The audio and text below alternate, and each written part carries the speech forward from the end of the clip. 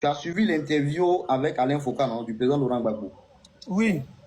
Alors, je te pose d'abord la question parce que tu m'avais posé la question. Y a-t-il de la démocratie en Côte d'Ivoire et l'état de droit existe-t-il en Côte d'Ivoire? En tout cas, pour ma part, non. Pourquoi? Pour ma part, non. Parce que le peuple ivoirien n'est pas assez consulté dans toutes les grandes décisions qui concernent le pays.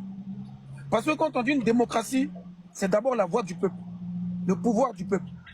Et j'estime que le peuple n'est pas assez consulté dans tout ce qui concerne la Côte d'Ivoire. Tu estimes que le peuple n'est pas assez consulté? Oui. Et comment on consulte le peuple? À ton avis, c'est par référendum? T'as dit quoi? C'est par référendum. Quel est le projet de loi qui passe par référendum dans une république? Qu'on me dit? Donc tu sais pas?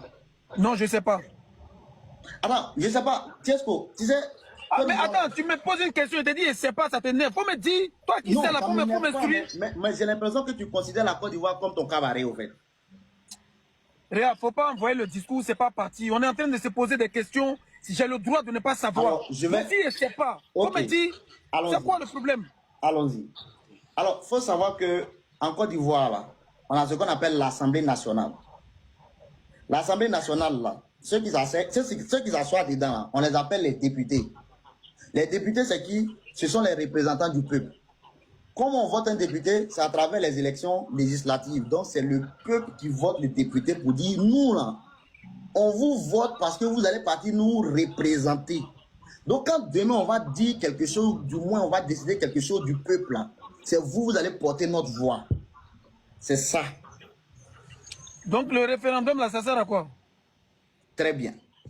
Étant donné que nous sommes dans une république et qu'on a une loi suprême qu'on appelle la Constitution, on fait d'abord un projet de loi.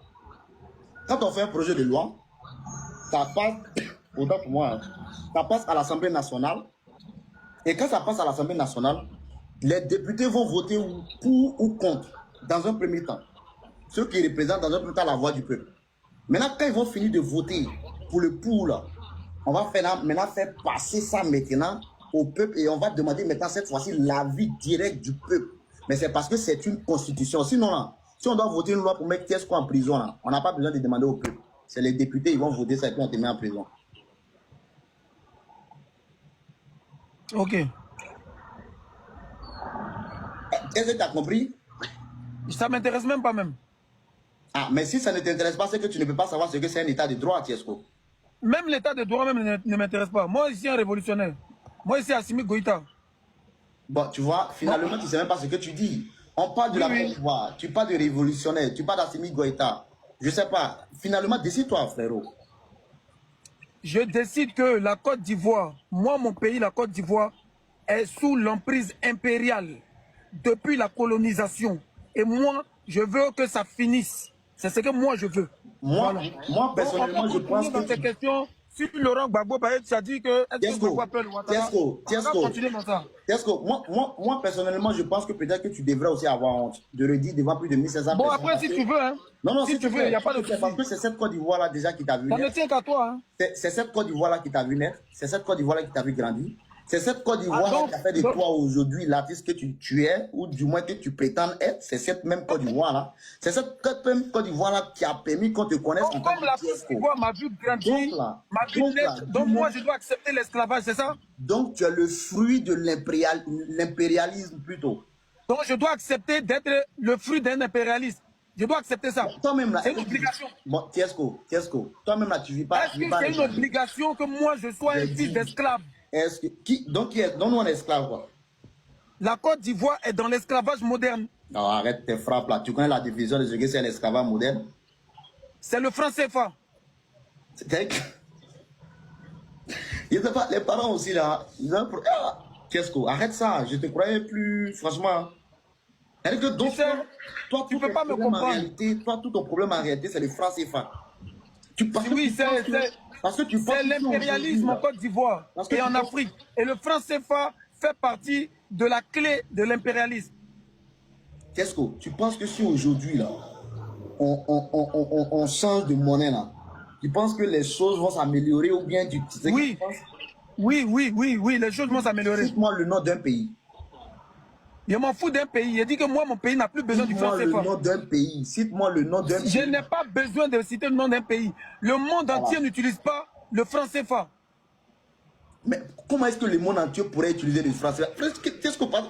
Mais alors, c'est en train de me dire, cite-moi le nom d'un pays, mais il y a plein de pays qui n'utilisent pas CFA et puis qui vivent en paix.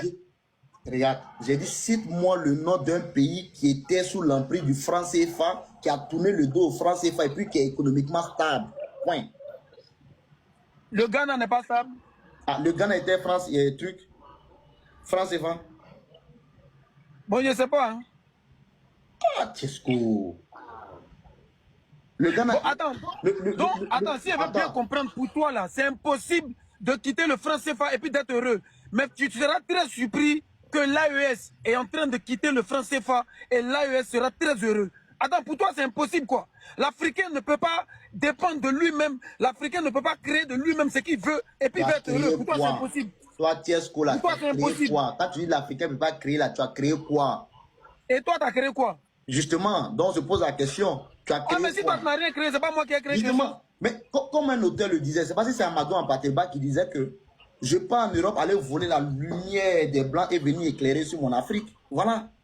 Donc, quand toi, il a très mal fait, il a très mal dit. S'il te plaît. Les Blancs n'ont aucune lumière. S'il te plaît. Quand toi, par exemple, lumière, c'est nous en Afrique, on a la lumière. C'est chez nous, ils sont venus voler pour construire leur pays. Le soleil se trouve en Afrique. Par exemple, quelqu'un qui n'a rien créé, tu n'as aucun argument, tu ne sais même pas pourquoi. Mais toi-même, tu n'as rien créé, champion. On est même chez nous deux, toi, tu as créé quoi? Tu prends un exemple, par exemple, sur le Ghana. Le Ghana a été colonisé par quel pays? Tesco. Je dis, toi, tu as créé quoi? Si tu dis que moi, je n'ai rien créé, il faut me dire ce que toi, tu as créé. Le Ghana a été colonisé par quel pays? Toi, tu as créé quoi? Toi, tu as créé quoi? Je te pose la question, le Ghana a été colonisé par quel pays et quelle est la monnaie que le Ghana utilise actuellement? Quand tu vas me répondre, c'est que toi, tu as créé là. Moi, je te réponds. Mais je t'ai déjà dit, moi, je n'ai rien créé. Allons-y. Mais si tu n'as rien créé, pourquoi toi, tu veux me demander si moi, j'ai créé quelque chose? Mais c'est toi, tu es le révolutionnaire. Moi, je ne suis pas un révolutionnaire, moi.